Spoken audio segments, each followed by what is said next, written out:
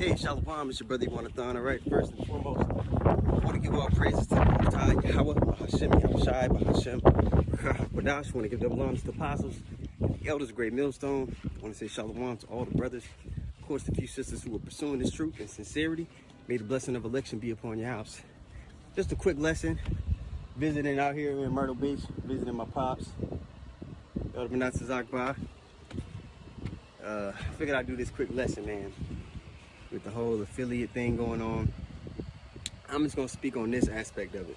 It's a rite of passage that you're going to be offended at some point in time, okay, in our walk. It's just a rite of passage. Now, there's a particular way that you deal with it, all right? Do you go gossiping and backbiting and doing this and that? No, all right? And also, too, if you are offended, which is going to happen at some point in time if you're in this walk for the long haul, it shouldn't affect your continuance in the well-doing. You understand?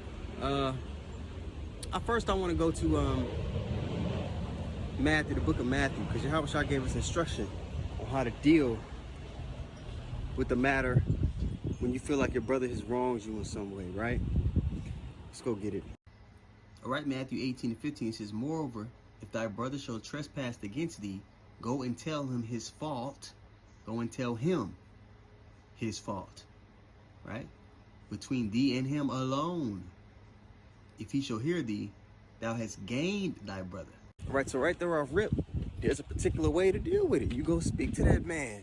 You don't go talking to other brothers saying, well, you know, that brother, that nigga ain't right, man. Don't do all that. It's off. And that's what females do. It's teenage females. So it's just like, you know, we gotta be men. We gotta operate in order. Okay?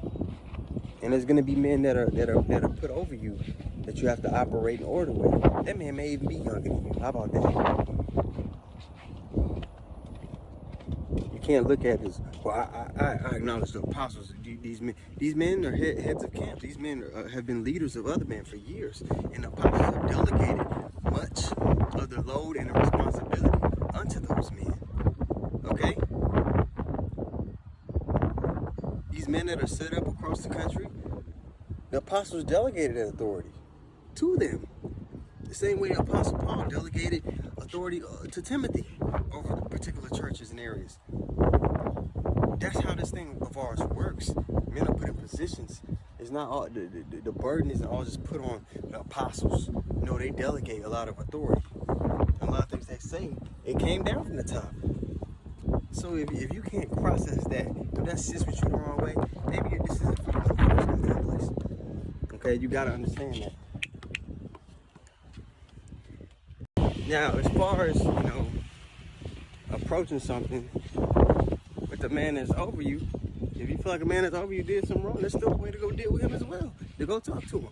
The scriptures say you entreat him as a father. All right, let's go get that real quick. All right, so this is 1 Timothy 5:1. It says, "Rebuke not an elder, but entreat him as a father." So again, if you do feel like a man is over you, did you wrong, there's a particular way to address him.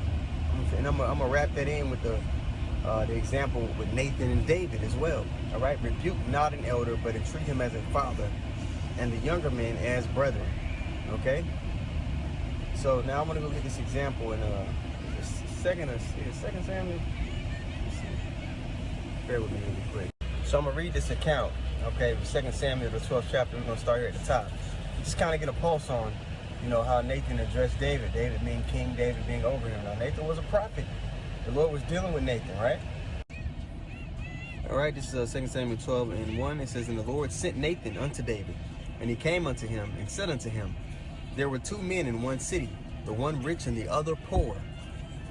The rich man had exceeding many flocks and herds," meaning he had resources, he employed people. If you had exceeding flocks and herds, people had to tend to those flocks and herds. So this man had substance, real riches. Verse 3, "But the poor man had nothing, save one little ewe lamb, which he had bought and nourished up, and he grew up together with him, and with his children it did eat of his own meat and drank of his own cup, and lay in his bosom." It's like a family member, right? Very, very dear to him. And, you know, it's pretty much, you know, all he had. That lamb provided with them with milk, and they could get cheese and all, you know what I mean? So this is everything for that man. Which to the other man, the rich man, you know, it was a dime a dozen for him. And it was unto him as a daughter. Ooh, verse 4. And there came a traveler unto the rich man, and he spared to take his own flock and one of his own herd to dress the wayfaring man that would come up to him. But took the poor man's lamb and dressed it for the man that was come to him. So he had all this excess of substance, but took all that the poor man had. That's a huge offense, right? And Nathan's gonna say to this man, and realize Nathan presented this story unto David in hopes that David would perceive the error of his own ways. Because you'll see in verse 5, here it goes and says, and David's anger was greatly kindled against the man. And he said to Nathan, as the Lord liveth, the man that have done this thing shall surely die. Okay, so David understood that the man in his story, the rich man, was wrong. Okay? And he shall restore the lamb fourfold because he did this thing and because he had no pity. He showed complete lack of understanding. He showed no remorse. Zero mercy in that action that he took. Okay, now I'm not saying you come to a brother that's over you, you got to come up with this elaborate story to illustrate your point. No, you just entreat the man as a father. I'm showing you an example of Nathan, how he came up to King David, you know, who had the power to, he had dominion, you know. So Nathan was very choice with his words, even though he was a prophet and that was his job. He still was choice with his words, and he treated him as a father. So there's examples on how to move throughout the volume of the book. And if you can't grasp these things, man, the Spirit ain't dealing with you. You know, there's things that, and there's conduct that you should exhibit that you can't necessarily get just by watching a video. There's a difference between knowing a bunch of precepts and understanding how to apply the wisdom those precepts provide in everyday situations. There's a lot of guys that know a bunch of precepts. I'm talking about they could just off the top. But when it comes to applying them in life, they miss the mark. Okay? Now, when I first came in, the Pittsburgh camp, you know, we had about, let me say,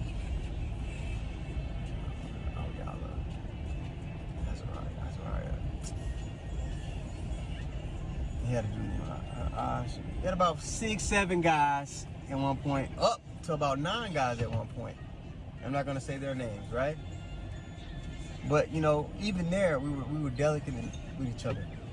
Came here to Myrtle Beach for some years with Elder Manasseh Akbar. Still, you know that's my elder, you know, beloved man in Israel. But when I got to the Dallas camp and I got to witness how delicate and sincere and how other men watch for other men's souls on such a high level, there's things I could have never learned just by watching videos. And that's why when that invitation was given to brothers that seemingly taught what we taught, that invitation was given to come amongst the ranks, hey, report to your local chapter. And a lot of guys slapped that hand. It was like, okay, this person really doesn't get it. You were given an opportunity to learn things that you can't learn through watching videos. But you have to come up under an order. That's how the Lord operates. He sets men up over other men. It's always been that way, and it's gonna be that way in the kingdom of heaven. And if you think that makes you feel less of a man, and you're just moving in your flesh, you know, you got guys who have a camp 30 minutes from them. They'll go talk to brothers that I'll use the word that the kids use, that have clout in Israel. They'll message and send this brother garments and stuff. They have clout in Israel that's all the way across the country from them. But the men that the Lord set up in their area, they don't want to show respect. They can't come up under order. They can't be, you know, a soldier for Yahweh Shem Yahweh within their rank. The Spirit ain't dealing with you if you can't grasp these things, man. You know? Jeez Louise. You know, but, you know, Abarat's adolescent was edifying. I want to give all praises once more to Yahweh, Bahashem, Yahweh Shai, Bahashem, Rakah HaKodash. I want to give double honors to the apostles and the elders of Great Millstone. I want to say shalom to all the brothers course, a few sisters who are pursuing this truth and sincerity. All right, may the blessing of election be upon your house. Shalom.